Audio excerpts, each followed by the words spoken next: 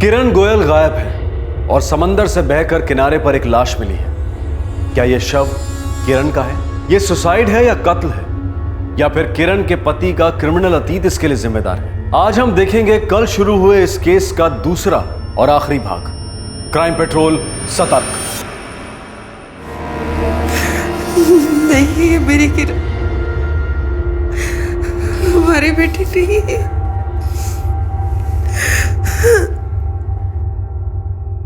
किरण के फोटोग्राफ्स को हमने सभी पुलिस स्टेशन में भेज दिया है और ये रहे उसके कॉल रिकॉर्ड्स। आपको किरण के बारे में कुछ खबर मिली? उसके फोन रिकॉर्ड्स? किरण को जब आखिरी कॉल आया वो सेंटा क्रूज में कॉल परेल से, वहाँ से वो परेल गई, फिर कल्याण, और उसकी मोबाइल की आखिरी लोकेशन है इगतपुरी। कल्याण इगतपुरी? हाँ, इगतपुरी। मिस्टर शर्मा, मिसेस शर्मा, वो कौन से दोस्त से मिलने गई? माँ, मैं अपने फ्रेंड से मिलने वाली हूँ। उसके साथ कल्याण जाऊंगी और फिर रात को उसी के घर रुक जाऊंगी। कल सुबह लौटूंगी। हाँ, लेकिन बेटा कौन से दोस्त से मिलने जा रही हो? है एक माँ, चलती हूँ। उसने कोई दोस्त का नाम तो नहीं बताया, और अगर इगतपुरी जाने वाली होती ना तो हमें जरूर बताती। उसका 2 साल का छोटा बेटा राज भी घर पे ही था। वो ऐसे बिना बताए हमें कहीं भी नहीं जाएगी। कल्याण में उसके पति का घर है। अशोक ने कहा कि वो वहाँ आई नहीं। उसके कॉल रिकॉर्ड्स कहते हैं कि वो कल्याण में थी। अब वो अशोक के घर थी या कहीं और थी, ये तो हम बहुत जल्द पता लगा लेंगे। 3 दिन हो गए सर, किरण गायब। अगर उसे कोई ज़बरदस्ती ले गया है तो उसे ढूंढना शायद आसान होगा, लेकिन अगर वो अपनी मर्जी से गई है तो तैयार रहिए, वक्त लग सकता है। पहली बात तो ये कि ये अशोक फोन क्यों नहीं रखता? लेकिन किरण ने मुझे साफ साफ कहा था कि वो कल्याण जाने वाली है। पर अशोक तो कह रहा था कि वो वहां नहीं आई, और पुलिस कह रही थी कि कल्याण में उसका कोई दूसरा दोस्त भी हो सकता है। मैं इस अशोक से फिर मिलूंगा, ये हमसे कुछ छुपा रहा है।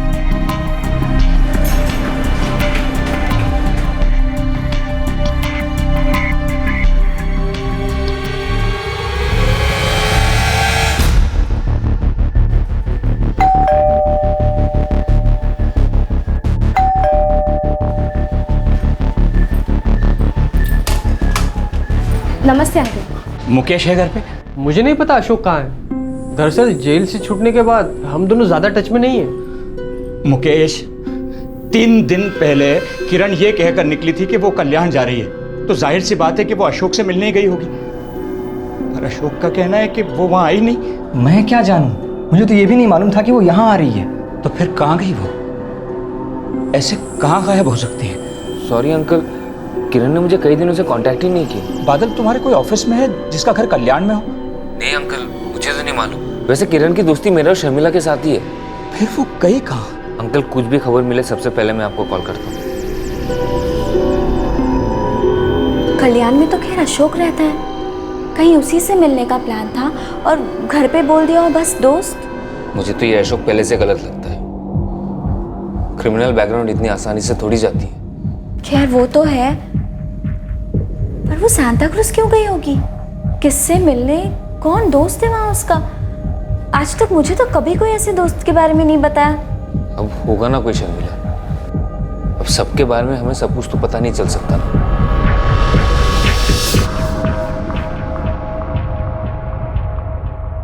कई दिन गुजर गए लेकिन किरण की कोई खबर नहीं आ रही थी, ना तो पुलिस से और ना ही दोस्तों से। देखते देखते 1 महीना निकल गया। किरण के माँ बाप कविता और मनोहर शर्मा के लिए एक एक दिन काटना मुश्किल हो रहा था, और किरण का पति अशोक किसी के भी कांटेक्ट में नहीं था। और फिर अचानक एक दिन किरण के पिता मनोहर को एक फोन आया और सामने वाला किरण के बारे में पूछ रहा था।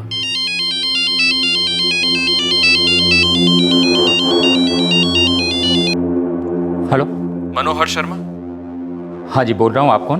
तुम्हारी बेटी किरण गोयल मिसिंग है। हाँ, पर आप कौन बोल रहे हैं भाई? मैं PSI Kunal Sawant, crime branch से। अच्छा, आपको किरण के बारे में कोई खबर मिली क्या? जी नहीं, लेकिन उसका पति अशोक हमारी कस्टडी में है। क्या? जहाँ तक मुझे याद है तुम्हारी एक पत्नी थी किरण, वो उस वक्त प्रेग्नेंट थी ना? अब तक तो बच्चा 2 साल का हो गया होगा। क्या नाम रखा है? राज। और तुम्हारी पत्नी वो कहाँ है? 1 महीने से तुम्हें अंदर करके रखा है, ना तुमसे मिलने आती है ना पूछताछ कर रही है। अगर उसने तुम्हें छोड़ दिया होगा तो मुझे बिल्कुल ताज्जुब नहीं होगा। मैडम वो गुमशुदा है। उसके बाबा आए थे मेरे पास ये बताने के लिए कि वो गायब हो गई है। मैं इसे ढूंढने निकलने ही वाला था कि आप लोगों ने धर लिया। तुम्हारी बीवी किरण वो मिसिंग है? जी मैडम, वो मिसिंग है। 1 महीने से मिसिंग है? जी मैडम, किरण के पिता ने 1 महीने पहले एमडी चौक पुलिस स्टेशन मर्ड में उसकी मिसिंग कंप्लेंट दर्ज की थी, लेकिन पुलिस को अभी तक कोई ब्रेक थ्रू नहीं मिला है। सावंत एक काम करो, किरण के पेरेंट्स को बुलाओ और इस केस के पेपर्स एमडी चौक पुलिस से मंगा लो। जी मैडम।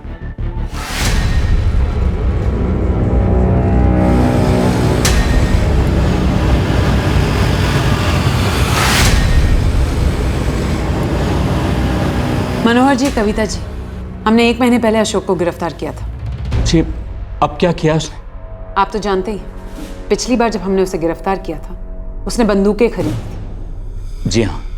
अब वो फिर से बंदूक के साथ पाया गया है। इस बार क्या प्लान था तुम्हारा अशोक? तरस आता है तुम्हारी बीवी पर, जिसने 3 साल पहले तुम्हारा ढोंग का पर्दाफाश होने के बावजूद भी तुम्हें एक और मौका दिया। तुमने सुधरने की कोशिश की होगी, लेकिन ये सुधरे हो तुम। अशोक फिर से किसी ज्वेलरी की दुकान को लूटने का प्लान बना रहा था, लेकिन इस बार उसका पार्टनर मुकेश शामिल नहीं था। आपको किरण के बारे में क्या मालूम पड़ा मैडम? जब 1 महीना पहले हम उसे गिरफ्तार करने गए तब वहां उसकी पत्नी किरण यानी कि आपकी बेटी नहीं थी।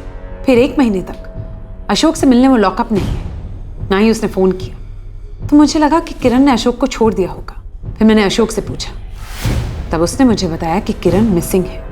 मैडम, किरण ये कहकर गई थी कि कल्याण में किसी दोस्त की यहाँ रात को रुकने वाली है। लेकिन कल्याण में तो अशोक का घर है। उसी घर से निकली थी किरण अपने राज को लेकर। जेल में थे ना अशोक, तभी लग गया था मुझे हमारा कोई फ्यूचर नहीं है। पर मुझे लगा एक मौका तो देना चाहिए तुम्हें, शायद तुम सुधर जाओ। पर नहीं, मैं गलत थी, पूरी दुनिया सही थी। नहीं किरण, मुझसे गलती हुई किरण, मुझे तुम पे हाथ नहीं उठाना चाहिए था किरण, लेकिन मैं बदल गया हूँ, पर तुम ये देख नहीं पा रही हो। बदल तो तुम गए हो, मुझे दिख भी रहा है, पर जो दिखता है क्या कभी वो सच होता है अशोक? शादी के पहले तुम और कुछ लगते थे, शादी के बाद निकले कुछ और। तुम्हारी असलियत क्या है शायद तुम भी नहीं जानते अशोक, और मैं तो तुम्हारे झूठों तक को नहीं जानती। पर उन झूठों के बावजूद हम दोनों के बीच कभी सच्चा प्यार था अशोक। अब हमारे बीच कुछ नहीं है। नहीं किरण, है, पर सिर्फ तुम्हारे और मेरे बीच नहीं है, वो तुम्हारे और मेरे बीच आ रहा है। कोई और, कोई तीसरा, जिसे देख देख कर तुम्हें मैं अच्छा नहीं लगता, उसके टक्कर का नहीं लगता, इसीलिए तुम मुझे बार बार दलील करती हो ना। कौन है वो? बस अशोक, सब हद पार कर दिया अब तुमने। अब हम साथ नहीं रहेंगे। मतलब तुम उसके साथ रहोगी? कब से चल रहा है मेरे पीठ पीछे ये सब? शर्म करो अशोक, थोड़ी तो शर्म करो। शर्म मुझे आनी चाहिए कि मैंने तुम जैसे आदमी को सुधरने का मौका दिया। आज से मेरे और राज की जिंदगी में कभी दखल मत देना तुम, समझे? तो बेटा अगर ऐसा लिखित है तो फिर ऐसा ही होने दो। तब से किरण और राज हमारे ही साथ रहने लगे। और अशोक? किरण अशोक से मिलने जाती थी कभी कभार, पर उसके साथ रहने के लिए कभी नहीं गई। और फिर 1 महीना पहले वो गायब हो गई। पहले वो सांता क्रूज में किसी से मिली, फिर परेल से उसे फोन आया, वो परेल गई, वहां से कल्याण में रात भर रही और फिर सुबह सुबह इगतपुरी के लिए रवाना हो गई। उसका लास्ट लोकेशन इगतपुरी था। मैडम हम समझ ही नहीं पा रहे हैं कि इतनी दूर वो इगतपुरी पहुंची कैसे? उसके फोन रिकॉर्ड्स के हिसाब से उसका लास्ट लोकेशन इगतपुरी था, लेकिन ये जरूरी नहीं है कि किरण भी इगतपुरी गई थी। तो उसका फोन लेकर कोई इगतपुरी जाएगा ही क्यों? पहले आप मुझे ये बताइए, क्या ऐसा हो सकता है कि किरण कल्याण में अपने पति के घर रही होगी रात भर? पति है उसका, दोनों बीच बीच में एक दूसरे से मिलते थे। और सांता क्रूज में जिस दोस्त से वो मिली थी वो कौन है? उसके बारे में तो उसने हमें कभी नहीं बताया। जहां तक मुझे याद है और हमारी इन्वेस्टिगेशन बताती है कि किरण के बहुत ही कम दोस्त थे, सिर्फ ऑफिस में। हाँ, बादल और शर्मिला। एमडी चौक पुलिस स्टेशन मर्ड की टीम ने बादल और शर्मिला दोनों से बात की थी मैम। उन्हें कुछ नहीं पता कि किरण किससे मिली थी, उन्हें यह भी नहीं पता कि वो गायब क्यों हो गए। काश क्यों मेरे पास लौट आई होती। मैं तो हमेशा वही चाहता था। घर छोड़कर वो गई थी, लेकिन मैं मानता हूं कि खोट मुझ में ही थी। उसे ढूंढिए मैडम। मैं अब भी बहुत प्यार करता हूँ किरण से। तो तुम कह रहे हो कि वो उस दिन तुमसे मिलने नहीं आई थी? नहीं मैडम। लेकिन वो तो सारी रात कल्याण में थी। पर मेरे यहाँ नहीं थी। तुम्हें शक है कि उसका किसी के साथ अफेयर चल रहा है? किसी के साथ नहीं, उसके ऑफिस में वो जो बादल है ना, उसके साथ।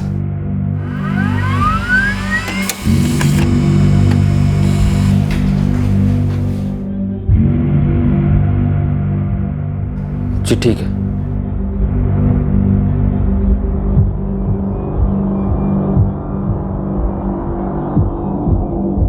बादल, जिस वक्त किरण सांता क्रूज में थी उसी वक्त तुम भी सांता क्रूज में थे।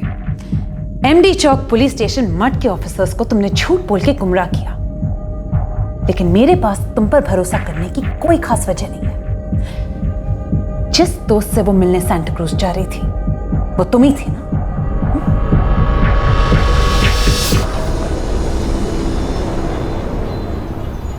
मैं समझ ही नहीं पा रही हूँ बादल, मैं करूँ तो क्या करूँ? काश मैं तुम्हें कुछ और कह पाता, लेकिन जो सही है मैं वही कहूँगा। अब तक गलत कदम उठाते ही, अब सही रास्ता चुनो। और सही रास्ते पे गलत लोगों के साथ चला नहीं जा सकता। हाँ मैम, मैं ही वो दोस्त था जिसे किरण सांता क्रूज में मिली थी। वो मुझसे ऑफिस के बाहर बात करना चाहती थी। क्या बात करना चाहती थी? अशोक उसे बार बार मिलने के लिए परेशान कर रहा था। फिर वो डबल माइंड हो जाती।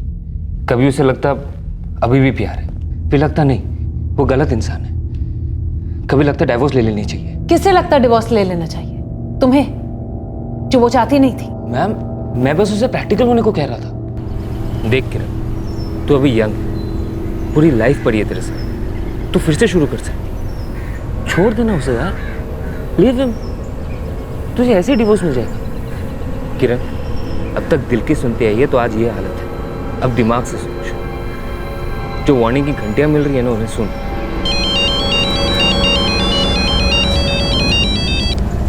हेलो, हाँ बोलो।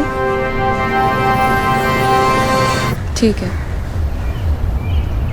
किसी भी अच्छे दोस्त की तरह मैं उसकी गलतियां पॉइंट आउट कर रहा था, उसे बता रहा था कि फिर से इमोशन में आकर किसी ढोंग का शिकार मत बनो। और वो नहीं मानी, और उसका नाम मानना तुम्हें अच्छा नहीं लगा, क्योंकि तुम चाहते थे कि वो अशोक को छोड़कर तुम्हारा हाथ पकड़े। ये क्या कह रही हो आप मैम? मैम, मैं किरण और शर्मिला काफी टाइम से एक साथ काम करते हैं, सब कुछ शेयर करते हैं। हम दोनों बहुत गहरे दोस्त हैं। और सिर्फ दोस्त, मेरी मंगनी हो चुकी है, अगले महीने मेरी शादी है। मेरे और किरण के बीच में ऐसा कुछ भी नहीं है। तुमसे मिलने के बाद वो कहाँ गई थी? मुझे नहीं पता मैडम। हमारी बात होने के एंड में उसे एक कॉल आया, उसके बाद वो चली गई। मैडम, मैंने पता कर लिया है, इस बादल की सगाई हो चुकी है और अगले महीने शादी भी है। इसका मतलब ये बादल वाला एंगल हम रूल आउट कर सकते हैं कि जलन या गुस्से में उसने किरण को कुछ कर दिया। जी हाँ मैडम, ये तीनों सिर्फ दोस्त हैं और कुछ नहीं। किरण, शर्मिला और बादल। किरण 1 महीने से मिसिंग है। 1 महीना लंबा अरसा होता है साहब। और ये इगतपुरी वाला एंगल मैडम, एक तो किरण रात भर कल्याण में कहाँ थी और फिर दूसरे दिन इगतपुरी। उसे परेल से कॉल आया था ना, किसका था? पीसीओ से था, ट्रैक नहीं हो पाया। एमडी चौक पुलिस स्टेशन मठ ने इगतपुरी पुलिस को वो एरिया स्कैन करने के लिए कहा है। इगतपुरी पुलिस वो एरिया स्कैन कर रही है। और इस अशोक का कहना है कि किरण उसके घर कल्याण कभी गई ही नहीं। झूठ बोल रहा होगा मैडम, सेल फोन नहीं है, सेल फोन रखता ही नहीं है। हिस्ट्री शीटर जो सेल फोन नहीं रखता मतलब गड़बड़ है। वो सेल फोन नहीं रखता क्योंकि वो अच्छी तरह से जानता है कि बिना सेल फोन के हमारे लिए उसे ट्रेस करना कितना मुश्किल होगा। अशोक ने झूठ की नींव पर किरण के साथ अपना रिश्ता खड़ा किया था और उसका टूटना तय था। अब पुलिस को शक हो रहा था कि अशोक फिर से झूठ बोल रहा था कि वो किरण से उस दिन मिला ही नहीं जिस दिन की वो गायब हुई थी। लेकिन अशोक का अतीत और पुलिस की इन्वेस्टिगेशन दोनों एक ही बात की तरफ इशारा कर रहे थे कि अशोक किरण से उस दिन जरूर मिला होगा और वो जानता है कि किरण इस वक्त कहां है। तुम जानते हो अशोक मेरा प्लान क्या है? मैं तुम्हारा कीमा बनाऊंगी, फिर तुम सच बोलोगे। लेकिन मैं इतना टाइम वेस्ट नहीं करना चाहती। क्या हुआ मैडम, आप ऐसे क्यों बोल रही हैं? उस दिन तुम किरण से मिले थे, तुमने ही उसे परेल से फोन किया था, पीसीओ से। फिर वो परेल में तुमसे मिली, तुम दोनों साथ कल्याण गए अपने घर और रात भी एक साथ गुजारी। तुमने उसे यकीन दिला दिया कि तुम दोनों के बीच सब कुछ ठीक है। एक बार फिर उसके जज्बातों के साथ खिलवाड़ किया, फिर शिरडी का बहाना बनाकर उसे इगतपुरी ले गए। वो तुम्हारी चाल को फिर से प्यार समझ बैठी, लेकिन तुमने उसे भनक तक नहीं पड़ने दी कि तुम्हारा असली इरादा क्या है। ये सच नहीं है मैडम।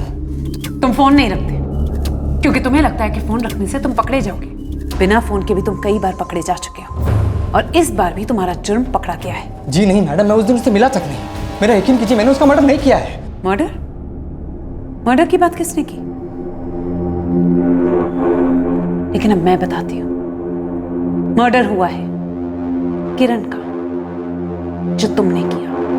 बताऊं कैसे? तुम उसे अपने साथ इगतपुरी ले गए और घाट से नीचे फेंक दिया। तुमने किरण को नींद में मारा। कत्ल को 1 महीने के ऊपर हो गया है। हमें इगतपुरी के जंगल से कंकाल मिला है, घाट के नीचे, जहां तुमने उसे फेंक दिया था। ये चिथड़े हैं किरण के कपड़ों के। कंकाल डीएनए टेस्टिंग के लिए गया है और मुझे पूरा भरोसा है कि वो किरण का ही निकलेगा, क्योंकि जो आदमी हमें वहां ले गया था वो जानता था कि किरण को कहां मारा गया है। तुम लोगों ने उसे कहां फेंका था, तुम लोगों का प्लान क्या था, हमें सब कुछ पता चल चुका है मिस्टर अशोक गोयल।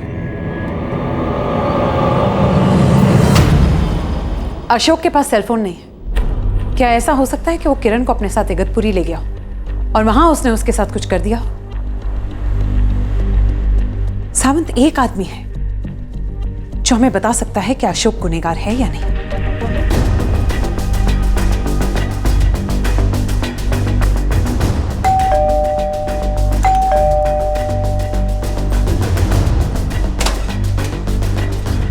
मुकेश आठवले घर पे हैं? जी। क्या हुआ सर? ये कोई इत्तेफाक नहीं है मुकेश।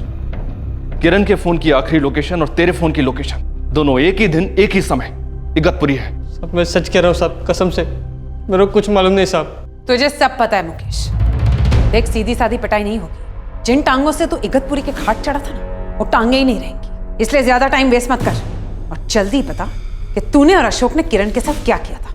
बोल। 10 सेकंड के अंदर तुम्हारा पार्टनर, जिगरी दोस्त, भाई मुकेश तोते की तरह गाने लगा। प्यार करता था मैं उससे, बहुत प्यार करता था।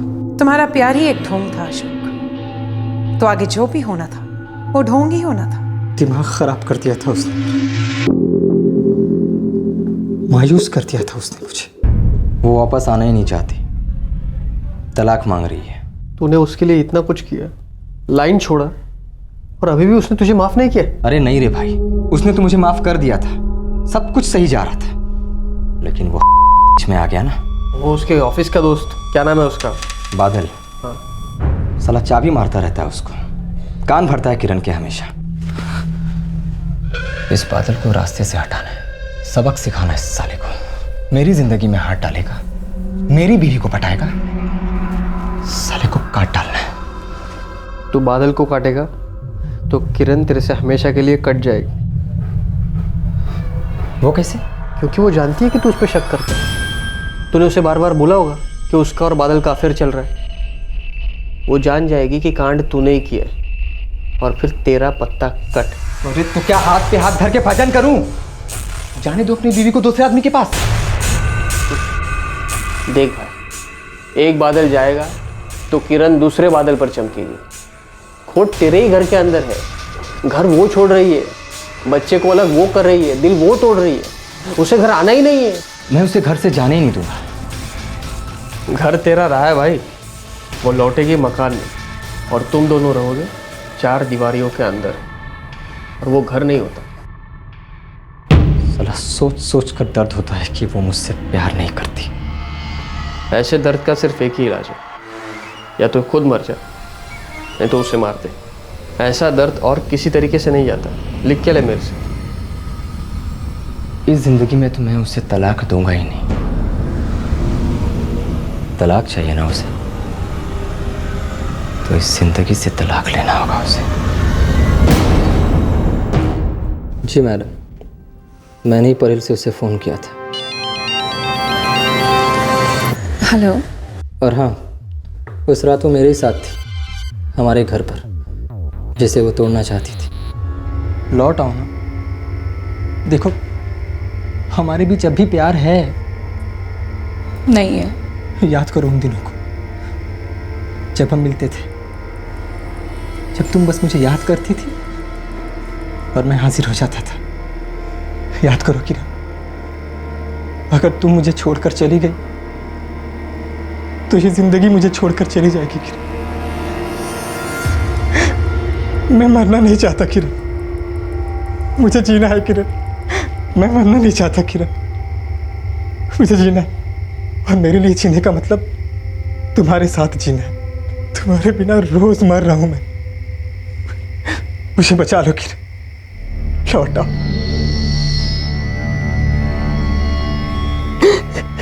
मैं समझ गया था कि वो जज्बाती हो गई थी। उस रात मैंने फिर ढोंग किया, फिर से उसे मना लिया कि हम एक नई शुरुआत करने वाले हैं।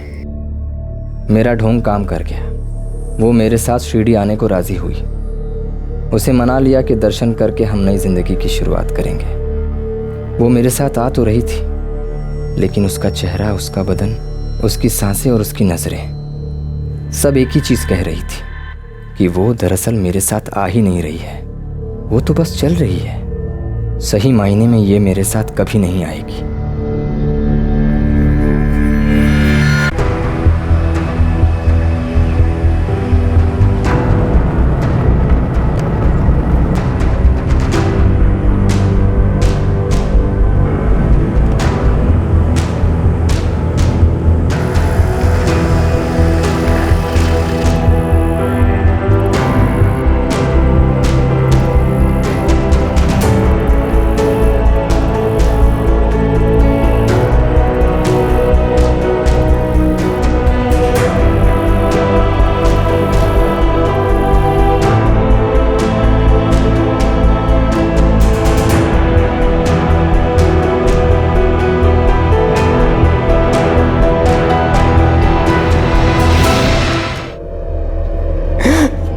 मैं ये करना नहीं चाहता था, लेकिन तुमने किया। एक ऐसी औरत को मार डाला जो तुम्हारे बच्चे की मां थी, जिसने तुम्हें एक नहीं कई मौके दिए थे सुधरने के लिए। जिस औरत ने तुमसे सच्चा प्यार किया, उसी औरत का कत्ल किया है तुमने।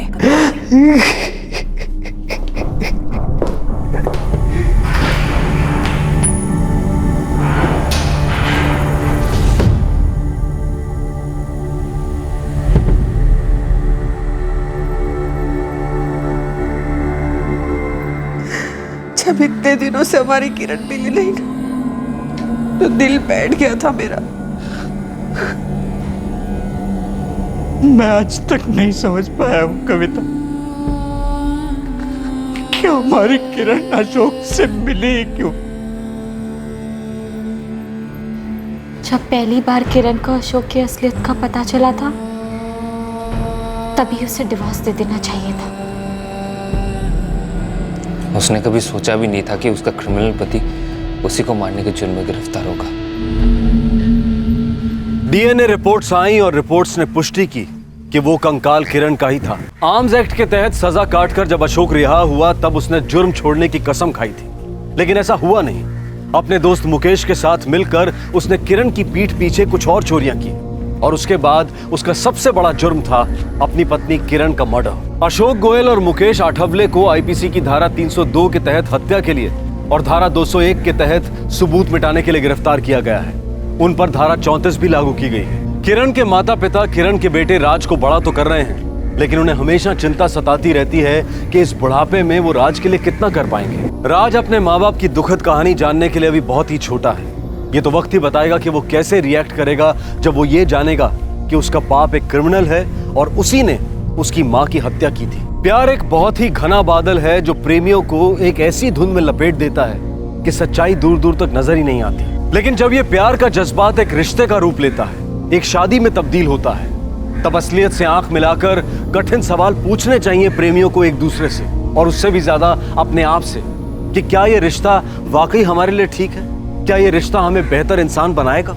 अक्सर अतीत के छुपाए गए कुछ अंश वर्तमान पर बुरी तरह से हावी होते हैं, और ढोंग की नींव पर खड़ा ताजमहल प्यार की इमारत कभी नहीं बन सकता। अब हम चलते हैं हमारे आज के दूसरे केस की ओर, जहां प्यार के जुनूनी जज्बे ने एक और लड़की की जिंदगी पर कहर बरसाया। मीनल गावड़े, जिंदगी में कुछ कर दिखाने की चाह रखने वाली एक होनहार लड़की।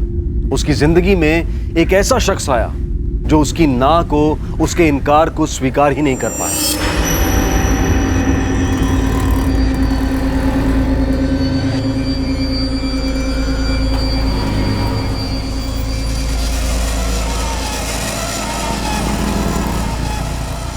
काश काश तुम जानती कितना चाहता हूं मैं तुम्हें। काश तुम ये जानती तो समझ जाती तुम्हें मुझसे ज्यादा खुश कोई और नहीं रख सकता।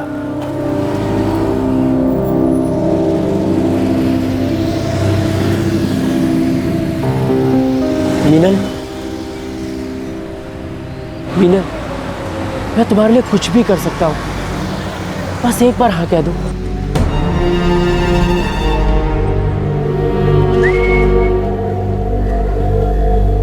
अबे हट रे, तेरी भाभी के आने का टाइम हो गया है। और देख आ गई मेरी जानेमान। एक नंबर पीस है।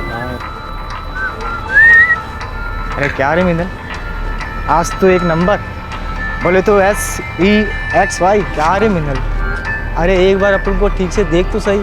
अरे अपन से अच्छा लड़का तेरे को पूरा मोहल्ले में दूसरा नहीं मिलेगा, गारंटी अपन की। ए मिनल, मिनल बेटा आप देखना पलटेगी। पलट पलट। क्या करूं, कैसे बताऊं ये बात दादा को? दादा को बताऊंगी तो उन्हें गुस्सा आ जाएगा, वो झगड़ा करेंगे उनसे।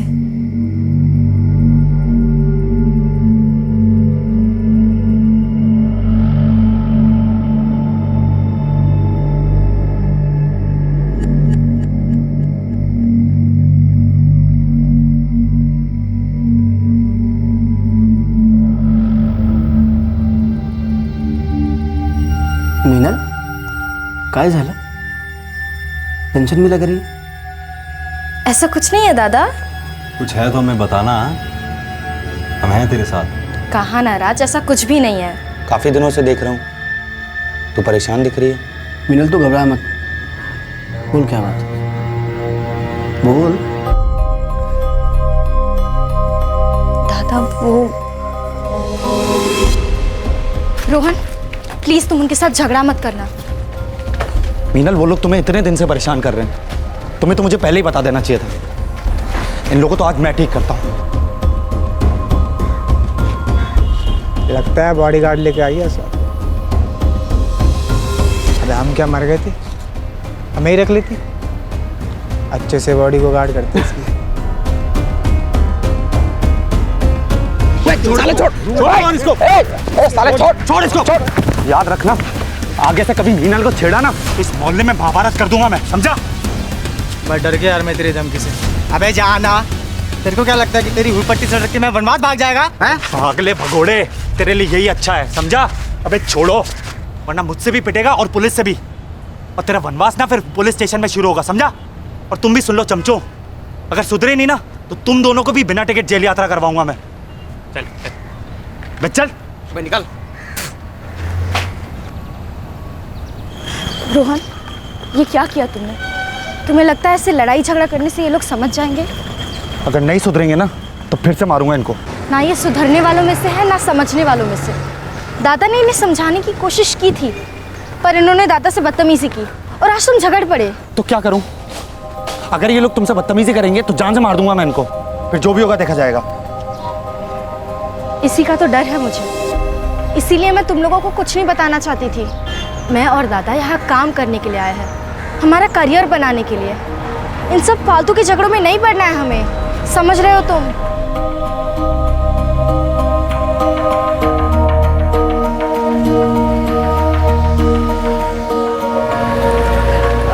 रोहन, अब तुम जाओ, बस आती होगी, मैं चली जाऊंगी। ठीक है, पर अब आए हो तो बस आने तक तो रुक जाता हूँ, आखिर बॉडीगार्ड हो तुम्हारा।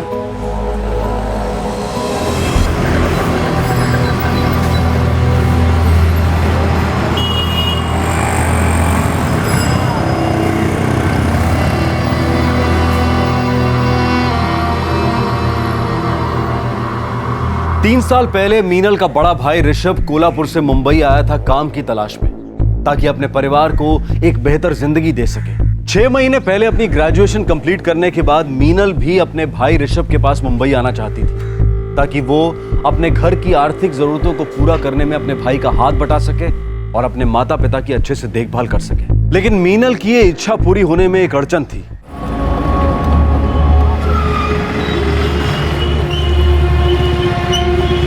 देख मीनल, बहस करने का कोई फायदा नहीं है। ऋषभ लड़का है, फिर भी मैं उसे मुंबई भेजने के लिए बिल्कुल तैयार नहीं थी। सविता, मैं भी राजी नहीं हूँ मीनल को अकेला भेजने के लिए, लेकिन सोचता हूँ ऋषभ है ना अपना वहाँ इसका ख्याल रखने के लिए। क्यों मीनल? हाँ, और फिर आपको टेंशन लगी रहती है ना कि दादा ठीक से खाना खाते होंगे कि नहीं, कपड़े धोते होंगे कि नहीं। मेरी जाने से वो टेंशन भी दूर हो जाएगी का बाबा? हाँ ना, मतलब देख, ऋषभ मीनल का ख्याल रखेगा और मीनल ऋषभ का ख्याल रखेगी। मग तो झालं की नहीं? तुम दोनों बाप बेटी अपनी ये नाटक मंडली बंद करो। अरे आई, मान जाओ ना बाबा। सविता, जाने दो ना उसे। अरे अपने दोनों बच्चे समझदार है और जिम्मेदार है, अपने को फिक्र करने की कोई जरूरत नहीं है। आई, जाओ देना, वरना मैं घर छोड़ के भाग जाऊंगी। झालं का? ठीक है। Thank you I.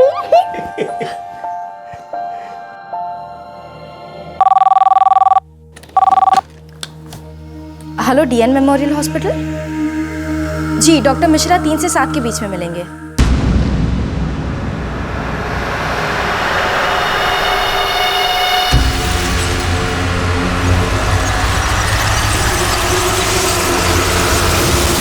सर, आप लास्ट विजिट की रिपोर्ट्स ले आइएगा।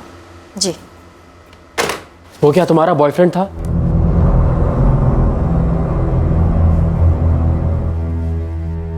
तुम यहाँ क्या कर रहे हो? बस स्टॉप पे जो तुम्हारे साथ था, तुम्हारा बॉयफ्रेंड है वो? देखो मिस्टर ध्रुव सिंह, तुम होते कौन हो मुझसे ये सवाल पूछने वाले? देखो प्लीज मेरा पीछा करना बंद करो। मीनल, मैं कोई लफंगा नहीं हूँ तो तुम्हारा पीछा करता हूँ। I am serious about you. प्यार करता हूँ तुमसे और मैं शादी करना चाहता हूँ तुमसे। तुम समझ क्यों नहीं रहे? मैं तुमसे शादी नहीं करना चाहती। मैं शादी के बारे में सोच भी नहीं रही हूँ। और क्यों? ओए मिस्टर, जो भी तुम्हारा नाम है, प्रॉब्लम क्या है तुम्हारी? मीनल ने साफ साफ मना कर दिया है ना, समझ में नहीं आती सीधी बात। ये मीनल मेरी बात नहीं समझती। मीनल, मैं बहुत प्यार करता हूँ तुमसे। यार मैं कोई मवाली नहीं हूँ, मैंने इंजीनियरिंग की हुई है, पापा का ज्वेलरी का बिजनेस है, एक अच्छी फैमिली को बिलोंग करता हूँ। देखो मिस्टर इंजीनियर, अगर तुम इतने ही समझदार हो तो एक सिंपल सी बात क्यों नहीं समझते? तुमने अपनी फीलिंग्स बता दी और मैंने अपनी। जब एक लड़की मना कर देती है तो तुम लोगों के लिए एक्सेप्ट करना इतना डिफिकल्ट क्यों होता है? देखो मिस्टर, अगर तुम अभी के भी नहीं गए ना यहाँ से तो मैं सिक्योरिटी बुलाऊंगी।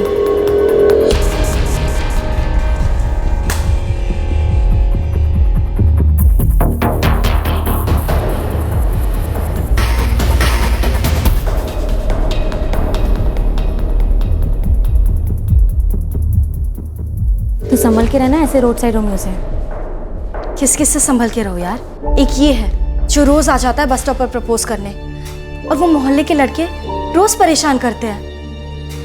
मैं मुंबई में काम करने आई हूँ यार, कुछ बनना है मुझे, लेकिन इन लोगों को सीधी बात समझ ही नहीं आती। कोई जबरदस्ती है क्या? मेरी फीलिंग्स मायने रखती है कि नहीं? सबको अपनी फीलिंग्स की पड़ी है। तो ऋषभ को क्यों नहीं बताती है? वो और उसके दोस्त कुछ करेंगे ना। देख लिया बोल के, वो लोग लड़ाई पर उतर आते हैं। तू ही बता, कुछ फायदा है ऐसे लोगों से लड़ाई कर कर? फिर भी मेरी मान ऋषभ को बता दें। आज ही लड़का अस्पताल आया है, कल को कुछ भी कर सकता है। ये ध्रुव है कौन? ज्यादा कुछ पता नहीं है, कोई अमीरजादा। उसके फादर का ज्वेलर का बिजनेस है। मीनल तू फिक्र मत कर, मैं आता हूँ कल तेरे साथ। अरे नहीं दादा, रहने दीजिए। वैसे भी रोहन एक बार मेरे लिए मोहल्ले में झगड़ा कर चुका है। इस लड़ाई झगड़े से मेरा ही टेंशन बढ़ता है।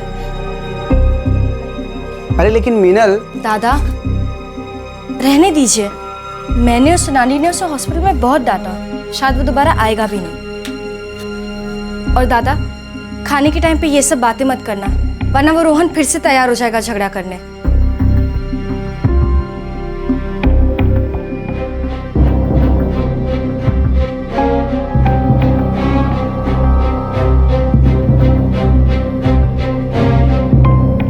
एक तरफ मीनल की परेशानियां खत्म होने का नाम नहीं ले रही थीं और वहीं उसके साथ एक और घटना घटी।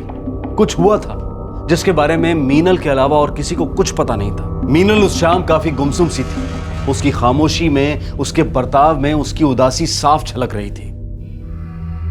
यस डॉक्टर, जैसा आपने कहा था मैंने आपकी सारी अपॉइंटमेंट्स थर्सडे को शिफ्ट कर दी है।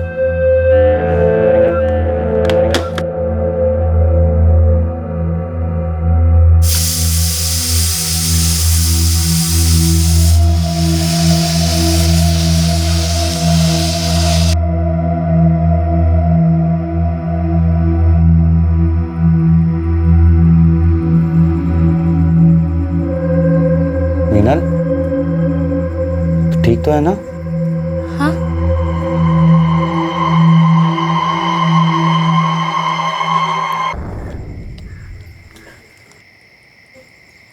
हाँ बाबा, मैं ठीक हूँ। हाँ, काम भी अच्छा चल रहा है। तो बेटा तेरी आवाज़ इतनी थकी हुई क्यों आ रही है? और कोई टेंशन है क्या? तबीयत तो ठीक है ना तेरी? हाँ बाबा, ऐसा कुछ नहीं है, बस नींद आ रही है। एक मिनट, आई से बात। मीनल बेटा, तुम और ऋषभ कुछ दिनों के लिए कोल्हापुर क्यों नहीं आ जाते? नहीं गाई, बहुत काम है यहाँ पे। मैंने कहा ना, टेंशन की कोई बात नहीं है। जब भी तू कहती है कि टेंशन की कोई बात नहीं, मतलब कि तू हमें बताना नहीं चाहती कि तुझे किस बात की टेंशन है? तू बेकार की चिंता कर रही है। अच्छा चल, अब मैं सोने जा रही हूँ, मुझे नींद आ रही है। तू भी सो जा, ठीक है? कल फोन करती हूँ। बाय।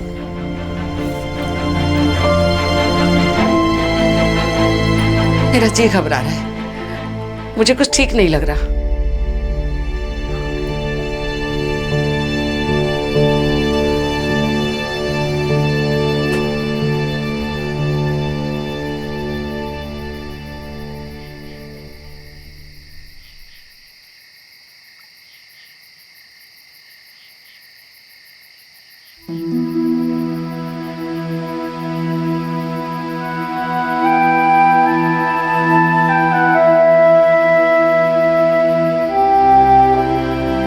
मीनल, तू ठीक तो है ना? हाँ दादा, बस सोने जा रही हूँ। अगली सुबह उसने रोज की तरह मेरा टिफिन तैयार किया।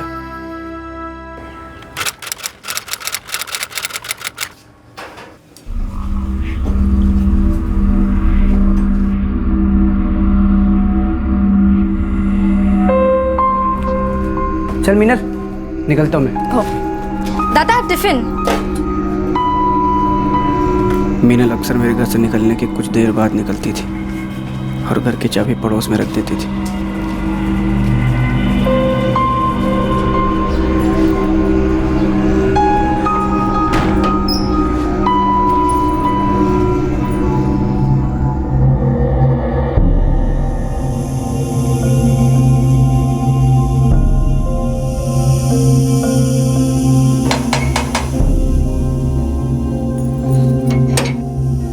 काय गं, कशी आहेस? बरी आहे ताई।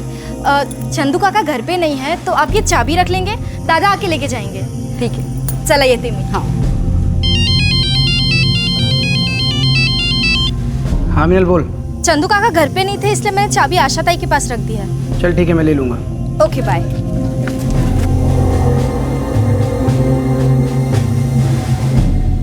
और उसके बाद से मीनल का फोन भी स्विच ऑफ आ रहा है सर। मीनल मुझे बिना बताए कहीं नहीं जाती है सर। मीनल की उम्र 23 साल है। जी सर।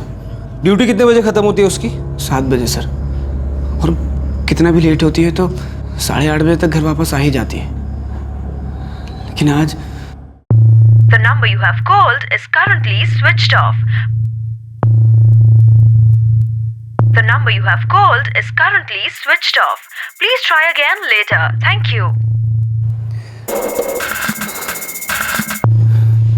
9:30 तक वो वापस नहीं आई और उसका फ़ोन भी बंद था सर। कौन से हॉस्पिटल में काम करती है मीनल? DN मेमोरियल हॉस्पिटल में रिसेप्शनिस्ट है सर। उसके स्टाफ में किसी से बात की आपने? जी सर। जब काफ़ी देर तक मीनल से मेरी बात नहीं हुई तो मैंने उसके कलीग सोनाली को फ़ोन किया सर। सोनाली, कब से मीनल का फ़ोन ट्राई कर रहा हूँ, स्विच ऑफ आ रहा है। कहाँ है वो? ऋषभ, मैं तो मीनल से आज मिली ही नहीं। वो क्या है ना, आज मेरी तबीयत ठीक नहीं है इसलिए मैंने छुट्टी ली थी।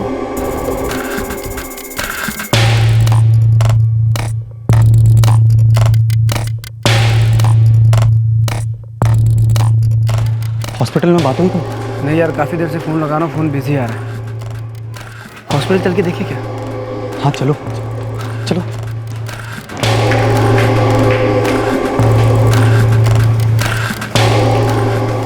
मिनल तो आज काम पर आई नहीं।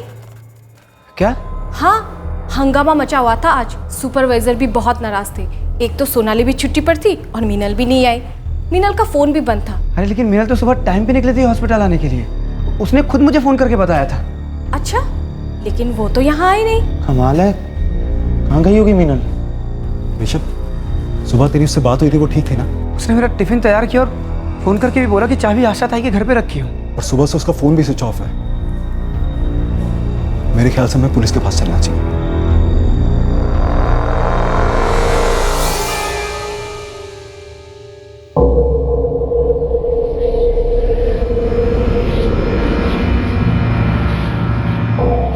तो मीनल कल रात को किसी बात को लेकर परेशान थी? जी सर, पर आज सुबह बिल्कुल ठीक थी। कोई बॉयफ्रेंड है उसका? हो सकता है किसी के साथ चली गई। ऐसा नहीं हो सकता, मीनल तो बहुत ही सीधी सादी लड़की है। देखो इस उम्र में अक्सर ऐसा होता है। हो सकता है कोई लड़का हो, दूसरी कास्ट का हो, उसे लगा होगा कि फैमिली उस लड़के को एक्सेप्ट नहीं करेगी और इसलिए उसने ये कदम उठाया। कैसी बातें कर रहे हैं सर आप? हम भाई बहन का रिश्ता बिल्कुल दोस्तों जैसा है। मतलब अगर ऐसा कुछ होता तो मीनल मुझे ज़रूर बताती।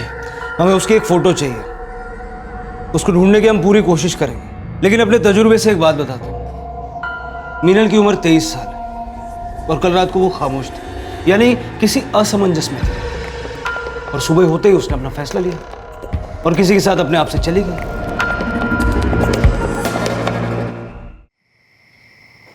यार ऋषभ, अब हमें चलना चाहिए। कल सुबह मीनल को फिर से ढूंढना शुरू करेंगे। शायद सुबह तक उसका फोन भी ऑन हो जाए।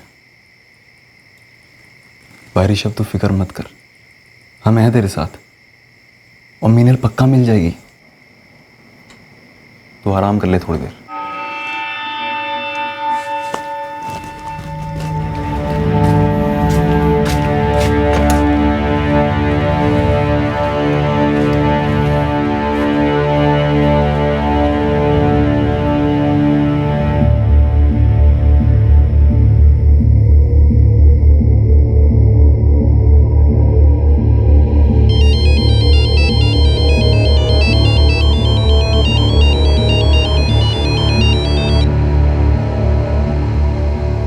क्या हुआ आई? ऋषभ, मीनल का है? आई हुआ क्या? कल शाम से उसे फोन लगा रही हूँ, बंद आ रहा है। कह रही थी कि रात को फोन करेगी, किया ही नहीं। आई मीनल का फोन गिर गया था रास्ते में कहीं, तो इसलिए बंद आ रहा है। मीनल एकदम ठीक है। आई मेरी बात तो करवा उससे। आई अभी वो सो गई है, बहुत थकी हुई है ना। बेटा कल वो बहुत उदास लग रही थी। उसकी ऐसी दबी आवाज मैंने पहले कभी नहीं सुनी। सिर्फ वहाँ कोई परेशानी तो नहीं? नहीं आई, मीनल बिल्कुल ठीक है। मैं हूं ना उसका ख्याल रखने के लिए यहाँ। अच्छा सुन आई, अभी वो सो रही है, बाद में बात करवाता हूँ। हो गया ना समाधान? मन बहुत घबरा रहा है। मुझे उसे अपने पास ही रखना चाहिए था। सुनो, उसे यहाँ वापस नहीं बुला सकते? सविता, जब वो छुट्टी पे यहाँ आएगी ना तो मैं खुद उससे बात करूँगा। मत तो साल, हाँ अब ठीक है ना? चल थक गई होगी, सो जा। चल सो जा, सो जा, चल। मैंने आई से झूठ बोला। मैं नहीं चाहता था कि आई बाबा परेशान हो, लेकिन मीनल गई कहाँ?